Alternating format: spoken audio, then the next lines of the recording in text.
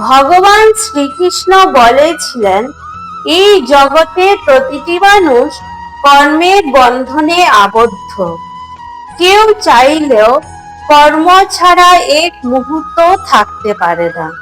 কিন্তু প্রশ্ন হলো, কর্ম কি আমাদের বেঁধে রাখে, না কর্মই আমাদের মুক্তির পথ দেখায়?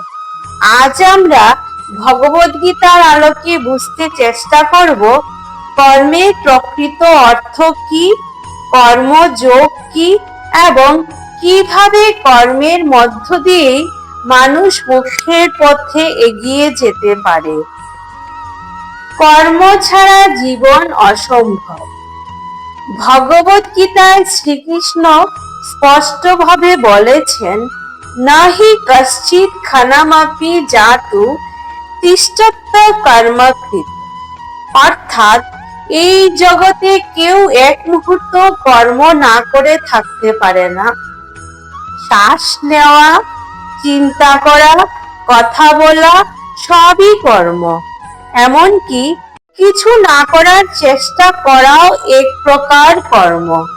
অতএব প্রশ্ন কখনোই এটা নয় যে আমরা কর্ম করব কি না, প্রশ্ন হলো আমরা কেমন কর্ম করব এবং সেই কর্মের প্রতি আমাদের মনোভাব কি হবে। কর্মের ফলই কি আসল লক্ষ্য? মানুষ সাধারণত কর্ম করে ফলের আশায় টাকা, সম্মান, সাফল্য, প্রশংসা এইসব প্রত্যাশাই মানুষকে কর্মে উদ্বুদ্ধ করে। কিন্তু ভগবান শ্রীকৃষ্ণ এক গভীর সত্য প্রকাশ করেন, কর্মণে বাধিকারস্তে মা ফলেষু কদাচন। অর্থাৎ তোমার অধিকার শুধু কর্মে, কর্মের ফলে নয়। এখানে ভগবান শ্রীকৃষ্ণ কর্ম নিষেধ করছেন না, বরং ফলের প্রতি আসক্তি নিষেধ করছেন।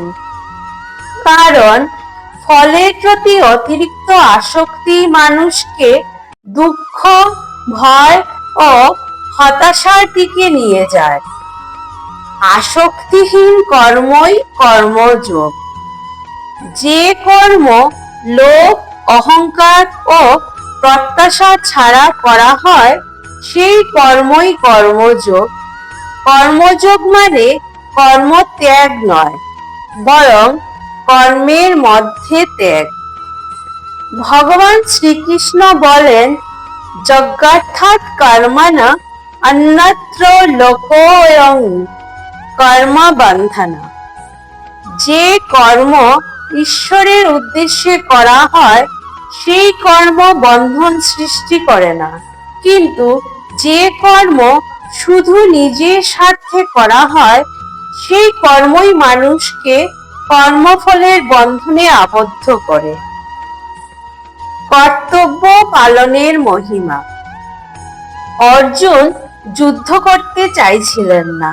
তিনি ভাবছিলেন এই যুদ্ধ মহাপাপ, এই যুদ্ধ ধ্বংস ডেকে আনবে।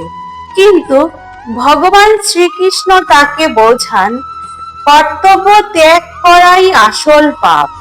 নিজের ধর্ম অনুযায়ী কর্ম না করা আত্মার অবমাননা। ভগবান শ্রীকৃষ্ণ বলেন, শ্রেয়ান স্বধর্ম বিগুণ পরধর্মাৎ স্বনুষ্ঠিতা। অন্যের ধর্ম নিখুঁতভাবে পালনের চেয়ে নিজের ধর্ম অসম্পূর্ণ হলেও পালন করা শ্রেয়। কর্মে থেকেও নিষ্কর্মা হওয়া। কর্মযোগী সবচেয়ে বড় গুণ হলো সে কর্ম করে, কিন্তু কর্ম তাকে গ্রাস করতে পারে না। সে সফল হলেও অহংকার করে না, ব্যর্থ হলেও ভেঙে পড়ে না, কারণ সে জানে আমি শুধু কর্মের মাধ্যম, ফল ঈশ্বরের হাতে। এই অবস্থাকে ভগবান শ্রীকৃষ্ণ বলেন নিষ্কাম কর্ম। কর্মযোগ ও মানসিক শান্তি। আজকের যুগে মানুষ কর্মে ব্যস্ত কিন্তু শান্তিহীন, কারণ কর্ম আছে কিন্তু কর্মযোগ নেই। যখন কর্ম হয় অহংকারের জন্য তখন মানসিক অশান্তি আসে, কিন্তু যখন কর্ম হয় সেবার জন্য তখন কর্মই হয়ে ওঠে সাধনা। ভগবান শ্রীকৃষ্ণ বলেন, যে ব্যক্তি কর্মকে যোগে পরিণত করতে পারে সে কর্মের মধ্যে ঈশ্বরকে অনুভব করে। সাধারণ মানুষের জন্য কর্মযোগ। ভগবান শ্রীকৃষ্ণ জানতেন সবাই সন্ন্যাসী হতে পারবে না, তাই তিনি বলেন, গৃহস্থ হয়েও সংসারে থেকেও মানুষ মুক্ত হতে পারে। সন্তান প্রতিপালন, পরিবার রক্ষা, নিজের পেশাগত কাজ সবই হতে পারে যোগ।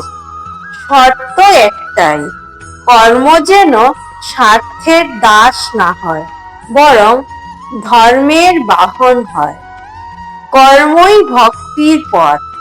কর্মযোগ শেষ পর্যন্ত ভক্তিযোগে গিয়ে মিশে যায়। যখন কর্ম হয় ঈশ্বরের উদ্দেশ্যে তখন কর্ম আর কর্ম থাকে না, তা হয়ে ওঠে প্রার্থনা। ভগবান শ্রীকৃষ্ণ বলেন, যৎ করসি যৎ নাসি তৎ কুরুষ্ব মদ পর্ণম। তুমি যা করো, যা খাও, যা দান করো, সব আমাকে অর্পণ করো। কর্মই মুক্তি সোপান। ভগবদ্গীতা আমাদের শেখায় জীবন থেকে কর্ম বাদ দিয়ে নয়, বরং কর্মকে শুদ্ধ করেই মুক্তির পথে এগুতে হয়। কর্ম করো কিন্তু আসক্ত হও না। দায়িত্ব পালন করো কিন্তু অহংকার করো না, কারণ কর্ম যখন যোগে পরিণত হয় তখন কর্মই মানুষকে বন্ধন থেকে মুক্তির দিকে নিয়ে যায়। ভগবান শ্রীকৃষ্ণের এই বাণী আমাদের জীবনকে আলোকিত করুক, এই কামনায় আজকের এই আলোচনা এখানেই সমাপ্ত করছি। জয় শ্রীকৃষ্ণ।